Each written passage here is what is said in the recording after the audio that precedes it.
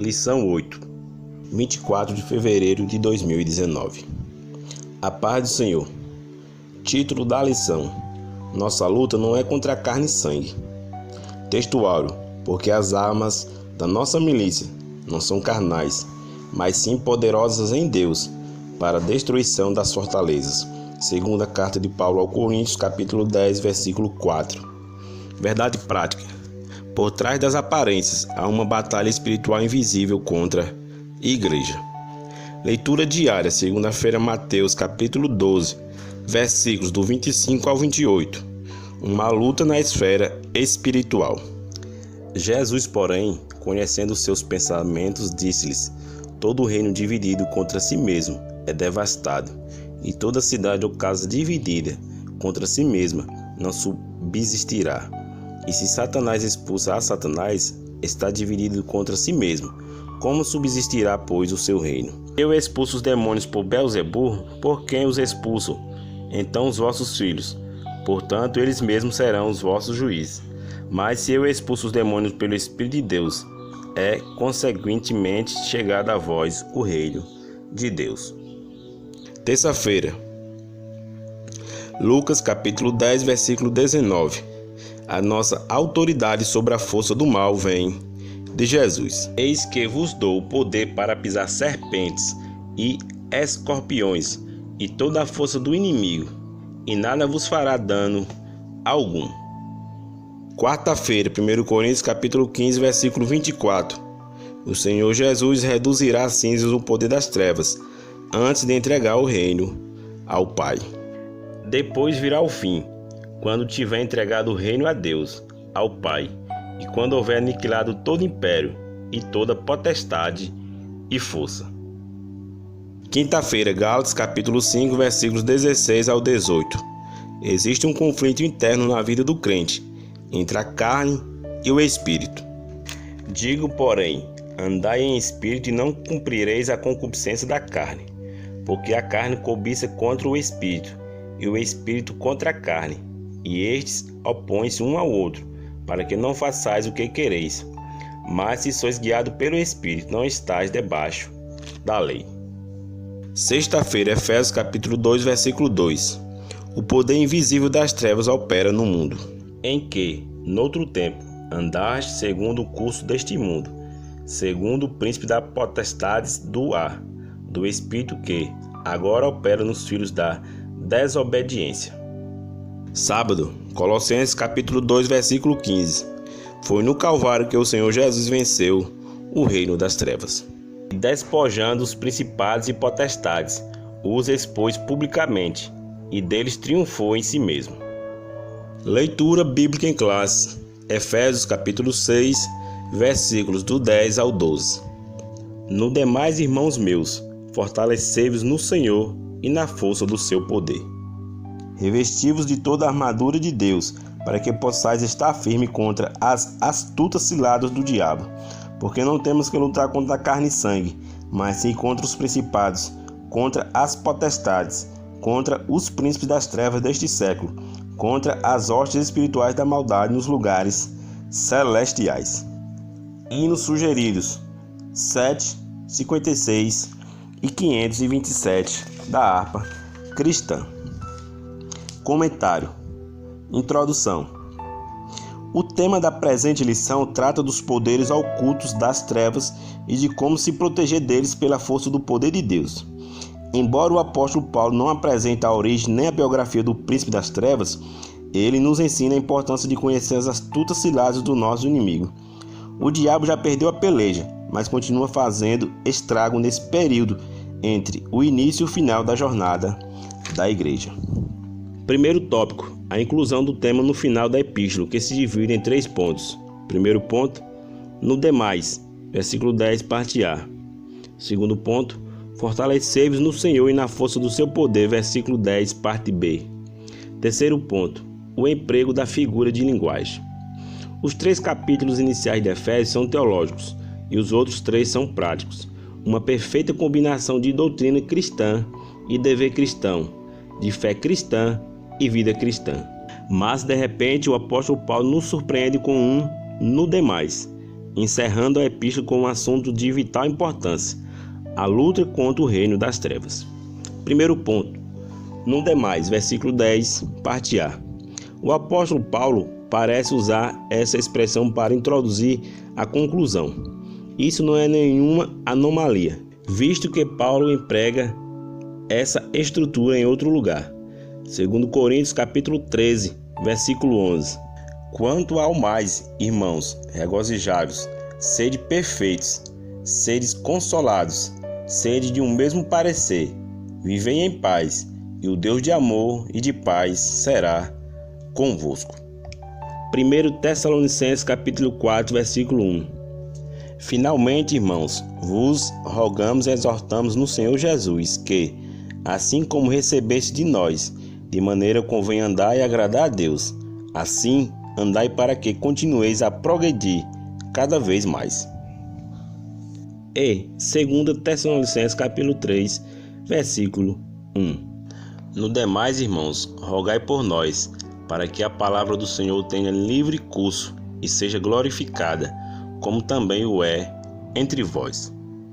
Essa expressão aparece traduzida como quanto ao mais, na Nova Almeida Atualizada, e finalmente na TB, tradução brasileira.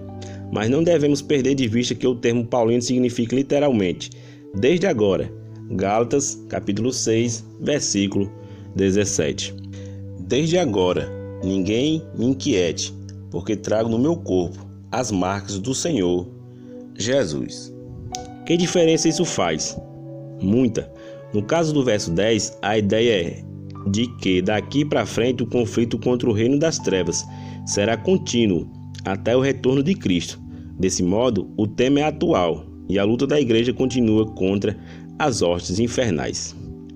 Segundo ponto, fortalecei-vos no Senhor e na força do seu poder, versículo 10, parte B. Jesus disse certa vez: sem mim nada podeis fazer. João capítulo 15, versículo 5. Paulo empregou a voz passiva para fortalecei-vos. Isso mostra que não se trata meramente de esforço humano, mas da completa dependência do Senhor Jesus. A expressão força do seu poder é um enérgico pleonasmo, figura de sintaxe, pela qual se repete uma ideia com outras palavras para proporcionar elegância ou reforço à expressão, usada aqui para reforçar a magnitude do poder de Jesus. Esse poder provém do Espírito Santo. Efésios capítulo 3, versículo 16. Para que, segundo as riquezas da sua glória, vos conceda que sejais corroborados com poder pelo seu Espírito no homem interior. É a atuação da Trindade na vida da igreja. Terceiro ponto, o emprego da figura de linguagem. As figuras são recursos linguísticos que merecem atenção especial pela sua beleza e pelo seu papel na hermenêutica.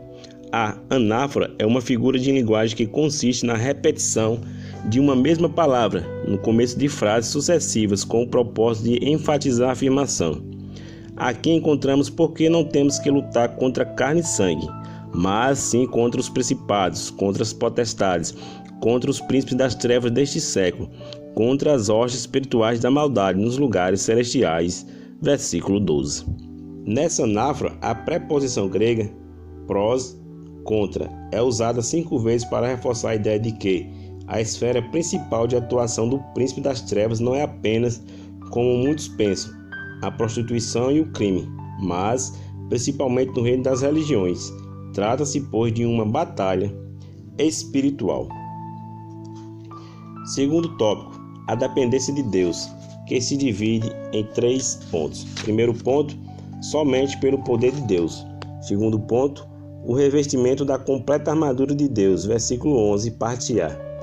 E terceiro ponto, os métodos do diabo, versículo 11, parte B. O apóstolo emprega uma metáfora militar para explicar o que subjaz no mundo espiritual, que não é possível perceber na superfície. A presença de todas as mazelas na humanidade é real, indiscutível, mas a fonte de toda essa maldade, Paulo esclarece nessa seção. Não pode haver vitória sem ajuda divina, e é esse o apelo apostólico. Primeiro ponto, somente pelo poder de Deus. Nenhum ser humano tem condições de, sozinho, enfrentar os demônios e sair vitorioso. Os demônios existem de fato, mas não passam de um inconveniente diante do poder de Jesus. São entidades destituídas de poder na presença do Senhor Jesus. Marcos capítulo 1, versículos 23 ao 26. E estava na sinagoga deles um homem com um espírito imundo, o qual exclamou dizendo: Ah, que temos contigo, Jesus Nazareno? Vieste destruir-nos? Bem sei que és o Santo de Deus. E repreendeu Jesus dizendo: Cala-te e sai dele. Então o espírito, agitando e clamando com grande voz, saiu dele. Marcos capítulo 3, versículo 11. E os espíritos imundos, vendo-o, prostravam-se diante dele e clamavam dizendo: Tu és o Filho de Deus. No entanto, os humanos não podem desafiá-los com suas próprias forças. Segundo ponto, o revestimento da completa armadura de Deus, versículo 11, parte A. O verbo revestir é o mesmo que a Septuaginta usa para descrever o revestimento de Gideão pelo Espírito Santo. Juízes 6:34. Então, o Espírito do Senhor revestiu a Gideão, o qual tocou a buzina, e os abiezritas se ajuntaram após ele. A metáfora toda a armadura de Deus significa que devemos usar todos os recursos espirituais que Deus nos dá. A armadura completa indica as armas de defesa e armas de ataque, uma figura bem conhecida na época, visto que os soldados romanos estavam por toda parte. Terceiro ponto, os métodos do diabo, versículo 11, parte B. Paulo começa aqui a explicar a razão de o crente se fortalecer em Jesus e no seu poder e revestido de toda a armadura espiritual de Deus. A expressão astutas ciladas é metodeia em grego, que só aparece uma vez no Novo Testamento, Efésios 4:14. Para que não sejamos mais meninos inconstantes, levados em roda por todo o vento de doutrina, pelo engano dos homens que, com astúcia, enganam fraudulosamente, e cuja ideia é de esperteza, artimanha, armadilha. O Senhor Jesus dá pelo seu Espírito Santo todos os recursos para o crente entender todas essas astúcias do inimigo. Segundo Coríntios capítulo 2, versículo 11. Porque não ignoramos os seus ardis. O conhecimento da força do maligno é uma poderosa arma, tanto para o ataque como para a defesa. Terceiro tópico, contra os poderes das trevas, que se divide em 4 pontos. Primeiro ponto, carne e sangue. Segundo ponto, os principados e potestades. Terceiro ponto, os dominadores deste mundo tenebroso. Versículo 12, parte B, Almeida Revista e Atualizada. E quarto ponto, os lugares celestiais. Primeiro ponto, carne e sangue. O apóstolo começa apresentando a luta interna do cristão, porque não temos que lutar contra carne e sangue. Versículo 12, parte A. O termo carne tem vários significados na Bíblia, mas a combinação carne e sangue, que só aparece 3 vezes no Novo Testamento, versículo 12, Mateus capítulo 16, versículo 17, e Jesus respondendo disse-lhe: Bem-aventurado és tu, Simão Bar-Jonas, porque não foi carne e sangue quem te revelou, mas meu Pai que está nos céus. Em 1 Coríntios capítulo 15, versículo 50. E agora digo isto, irmãos, que carne e sangue não podem herdar o reino de Deus, nem a corrupção herda a incorrupção. Parece indicar um significado físico. Nesse caso, essa combinação diz respeito à pessoa, ser humano, que pode ser o outro ou nós mesmos em conflito interno, no sentido de a carne cobiça contra o espírito e o espírito contra a carne, e estes opõem-se um ao outro, para que não façais o que quereis. Gálatas 5:17. Segundo ponto, os principados e potestades. Os dois termos aqui, contra os principados, contra as potestades, versículo 12, parte B, aparecem juntos pelo menos 10 vezes no Novo Testamento. Os principados, archai, em grego, cuja ideia é primazia no poder. As potestades, exousiai, denotam liberdade para agir. O apóstolo Paulo emprega o termo tanto para os anjos, Romanos 8:38, porque estou certo de que nem a morte, nem a vida, nem os anjos, nem os principados, nem as potestades, nem o presente, nem o porvir. Colossenses 1:16, porque nele foram criadas todas as coisas, que há nos céus e na terra, visíveis e invisíveis, sejam tronos, sejam dominações, sejam principados, sejam potestades, tudo foi criado por ele e para ele. Como para os demônios. 1 Coríntios 15:24. Depois virá o fim, quando tiver entregado o reino a Deus, ao Pai, e quando houver aniquilado todo o império e toda potestade e força. E Colossenses 2:15. E despojando os principados e potestades, o expôs publicamente, e deles triunfou em si mesmo. Investidos de poder. Desse modo, a expressão refere-se a governos ou autoridades, tanto na esfera terrestre como na esfera espiritual. Terceiro ponto. Os dominadores deste mundo tenebroso, versículo 12, parte B, Almeida Revista e Atualizada. A Almeida Revista e Corrigida emprega os príncipes das trevas deste século. A TB cita governadores do mundo destas trevas. E a Nova Almeida Atualizada mantém as mesmas palavras da Almeida Revista e Atualizada. O termo grego mais usado para príncipe é archon, que aparece 37 vezes no Novo Testamento, traduzido também como governador. É usado para se referir a Belzebu, príncipe dos demônios, Mateus capítulo 12, versículo 24. Para Satanás como príncipe deste mundo, João 12:31. Agora é o juízo deste mundo, agora será expulso o príncipe deste mundo.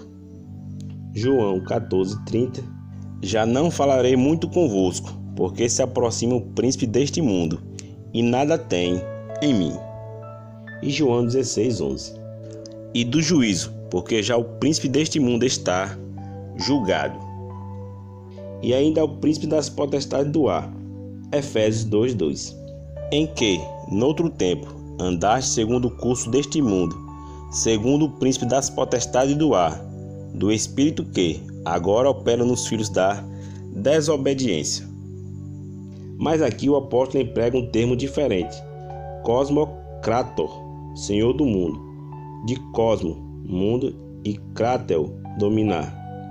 O uso plural mostra que Paulo não está se referindo ao próprio Satanás, mas às hostes dominantes do mundo das trevas. Quarto ponto: os lugares celestiais. O apóstolo acrescenta ainda contra as hostes espirituais da maldade nos lugares celestiais, para que aqui Paulo coloca todos esses anjos decaídos no mesmo bojo. A expressão lugares celestiais indicada aqui é intrigante. Essas palavras ou regiões celestiais aparecem em Efésios para designar o céu, onde Cristo está sentado à destra de Deus, onde os salvos estão com Cristo. Capítulo 1, versículo 3 e 20. Versículo 3. Bendito Deus e Pai de nosso Senhor Jesus Cristo, o qual nos abençoou com todas as bênçãos espirituais nos lugares celestiais em Cristo. Versículo 20. Que manifestou em Cristo, ressuscitando dos mortos e pondo à direita nos céus. E onde habitam os anjos eleitos. Capítulo 3, versículo 10.